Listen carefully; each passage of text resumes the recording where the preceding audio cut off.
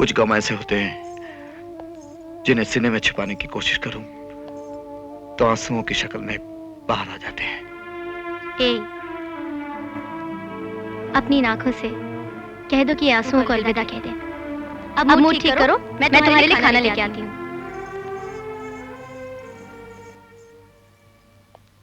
सूरज,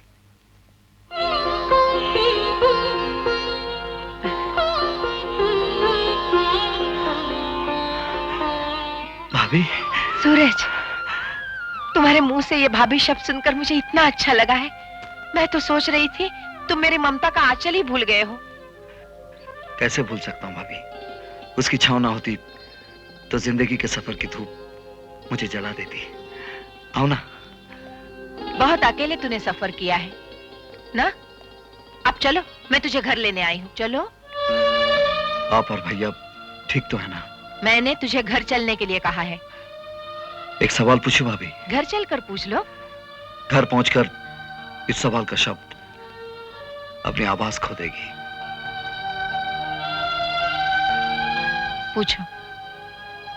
अगर एक अकेली कश्ती समंदर के बीच हो और तूफान आ जाए तो उसे क्या करना चाहिए? उसे किसी भी तरह साहिल तक पहुंचना चाहिए।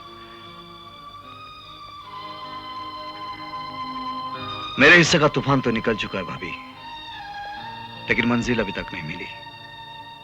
याद है भाभी, घर छोड़ते वक्त मैंने तुमसे कहा था कि मैं उसी दिन घर वापस लौट कर आऊंगा जिस दिन मेरे वजूद की वजह से घर का अपमान नहीं सम्मान बनेगा।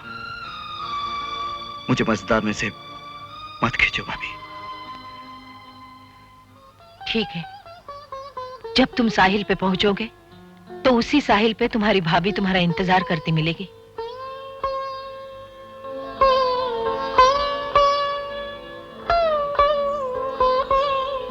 दोनों हाथों से आशीर्वाद दो भाभी। बहुत दूर तक जाना है, कहीं ऐसा ना हो कि आशीर्वाद कम पड़ जाए।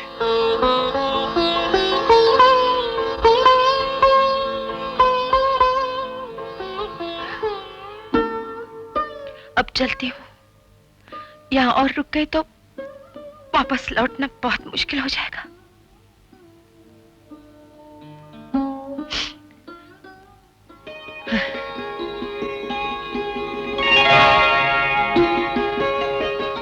मेरे सूरज का ख्याल रखना।